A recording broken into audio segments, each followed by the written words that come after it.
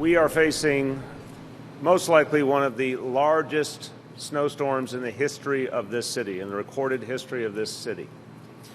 The early projections for this storm are that it would easily be as much as 2 feet of snow, potentially pushing on closer to 3 feet of snow.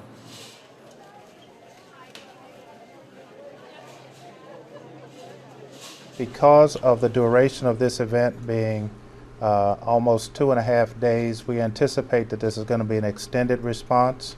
The city's prepared with over 15,000 tons of salt. The temperatures at night are going down into the 20s, so anything that appears wet, I like to tell people, assume it's ice and just slow down.